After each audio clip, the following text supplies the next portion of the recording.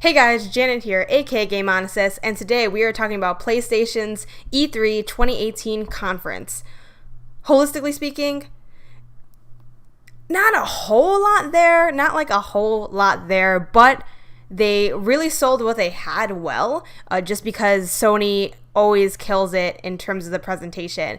Like I've mentioned this on countless occasions, but their E3 is always just so extra and has like all these additional cinematics or lighting or just weather conditions or musicians or laser shows or just whatever. Like they just always go all out and they get really weird and artsy with it, and I love that because it's always so extra, and this year was no different. This is actually probably this is the most extra Sony has been for E3 in a long time. They took it to another level. They started things off in this kind of like churchy, tense place, and they're like, let me take you on a journey. So really how they kind of did all of their stuff was trying to convey like the theme and mood of the games they were showing, and also like letting you spend a lot of time experiencing and witnessing the game worlds that they were presenting. So I think they did it for a number of reasons. One, I think that's kind of the aesthetic they were going for.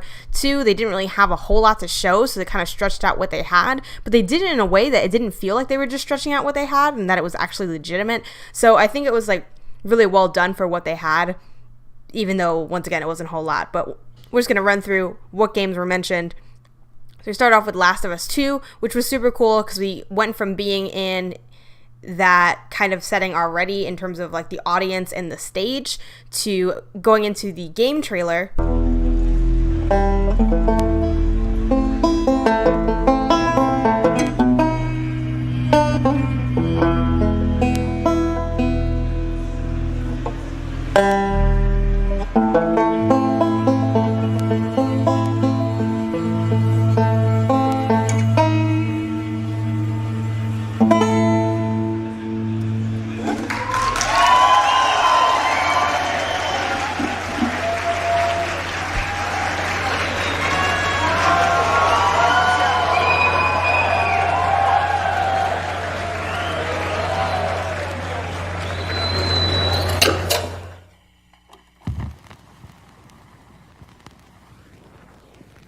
Went out one night to make a little round. I met little Sadie and I shot her down. Went back home, jumped into bed, 44 pistol under my head. I woke up in the morning about 9:30. Hacks in the back, you're standing on the right. Jets and gamers standing around, taking little Sadie to her burial. Which also mirrored that aesthetic with the kind of like barn, the stringed lights. And we get this beautiful like barn dance scene. We see Ellie interacting with other people. So just off the bat, everything in The Last of Us 2's universe is gorgeous, really well rendered. We have motion capture at play, and we start by getting some just general insight into Ellie's character. It's an intimate moment. It's a vulnerable moment. We have that dance scene. We have the kiss that's really well done, and then that kind of leads and perfectly cuts into this extreme moment of violence. Ellie,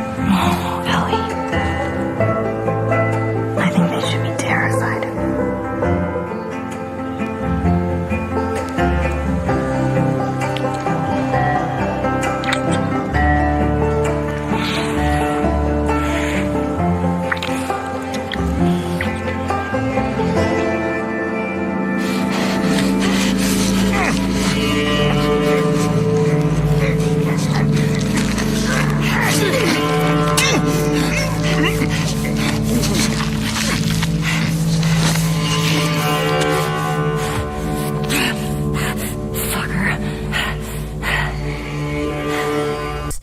And then we just kind of witness the rest of that gameplay, and it really sets us up for experiencing that game world as something that's going to be really emotionally weighted, but also really violent. And that just kind of makes sense for what that game is and what's kind of trying to convey. Now, something that kind of struck me in this game trailer I'm not sure if there's a couple of cinematic set pieces within that, is everything looks great. It's really well timed and executed and fast paced and intense. But once again, it's not super clear like how much of this is like a scripted cinematic and how much of it is actual gameplay, like what is the line. And as far as when you play a game, it's really cool when they blur the line, but as far as watching a trailer for a game, it's a little bit confusing to like get a sense of what you're really going to be experiencing as a player.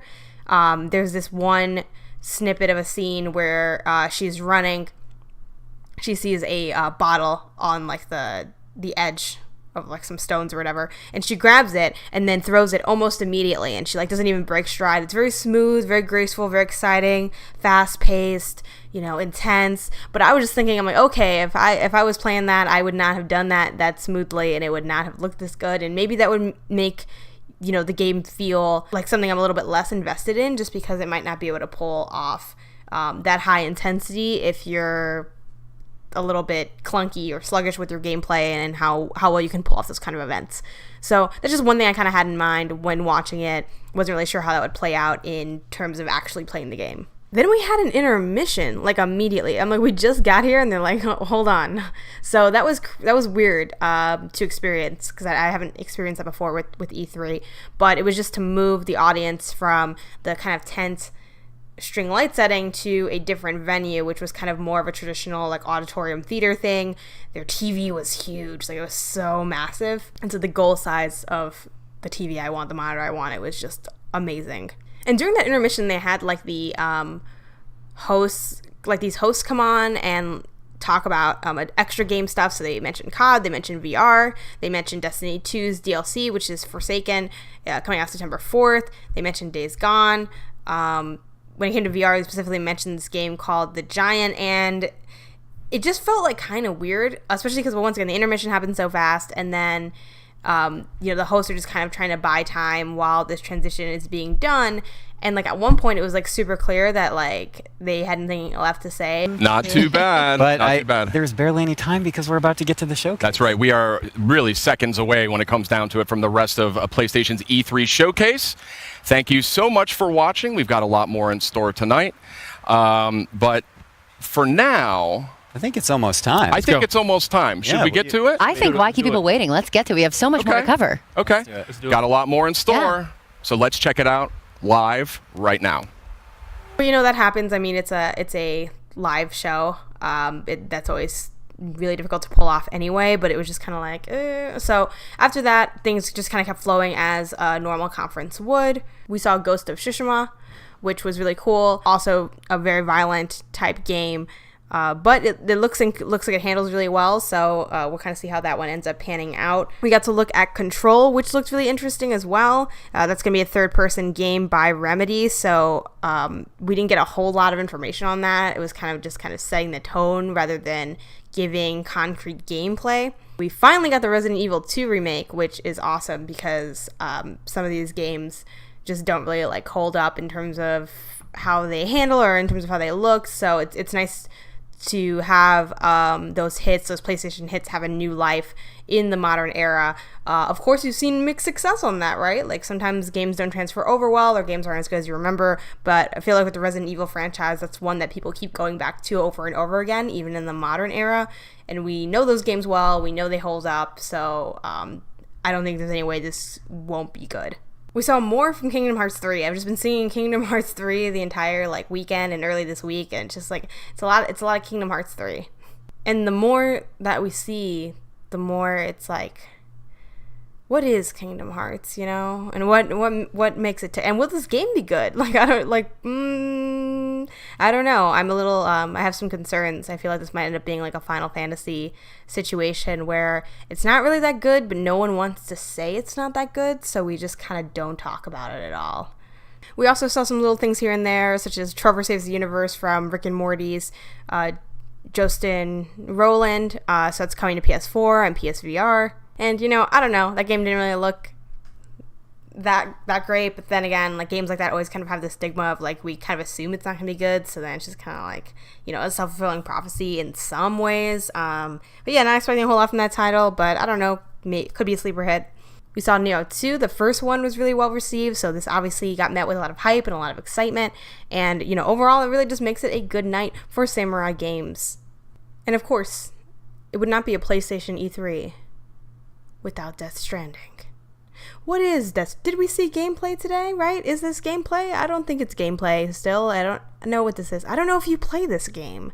I don't know what this is. I still want to play it. I'm not gonna lie, even though it's funny to see it, I'm legitimately getting tired of seeing it. Like the amount of times that I've had to like witness and piece together this trailer, it's just like, I just want to play it, know what it is, and move on with my life. I want to be able to see and think about other things is what I would really like at this stage of Death Stranding.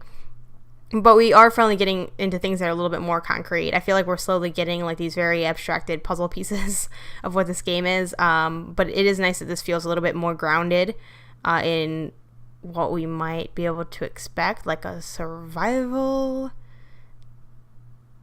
type dystopian something. I don't know. I'm not really sure. It looks gorgeous though. It looks really, really gorgeous. And of course I will follow Kojima into the sun, as many people would. And lastly, we got Spider-Man, which still looks really fun. It's definitely looking a little bit less magical than before, because now we're getting trailers that are a lot more concretely gameplay trailers for Spider-Man, and it's a lot of like, all right, let's like beat up a bunch of enemies and do some quick time events. And that's not my favorite gameplay feature in the world, but I really enjoyed God of War, and it also has that kind of element of you're kind of hacking your way through things and then occasionally doing some quick time events. So I'm definitely optimistic about this game. I think it'll be good. I'm gonna pick it up, and hopefully all of us are right in kind of buying into that hype, because this has definitely been a game that people have been looking forward to for a while. And then that's basically it. Another weird thing too about the conference is they like, since they had those like cuts to the like hosts, like at the end they're like, oh, that was great, and now we're gonna see some more exclusive like footage and things. And then I was kind of like, okay, when is the conference done? Definitely not a fan of the whole like have the conference and then like reveal new things during like their live show randomly after, just because it ends up just being a lot to keep track of.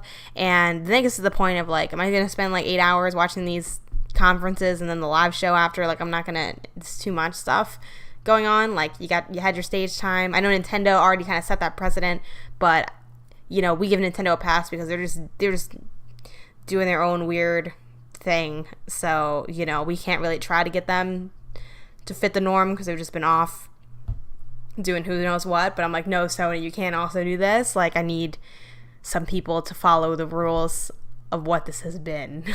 So that was a little bit like weird as well. But overall, not a lot to like think about or be excited for that we didn't already know. So it definitely kind of in that way aligns with what Nintendo had, since I'm recording this one a little bit after doing the Nintendo one, because I didn't have a chance to see the conference when it actually went up last night.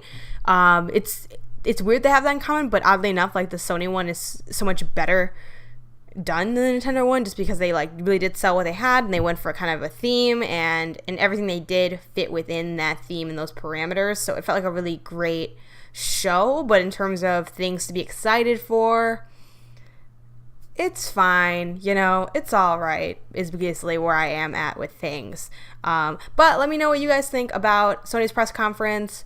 Were you super hyped for it? Were you just kind of lukewarm on it? What did you think about their choice in setting their general kind of organization of how they had their conference flow? Let me know in the comments below. Be sure to give this video a thumbs up. Be sure to subscribe to my channel, and I will see you guys here next time. Bye.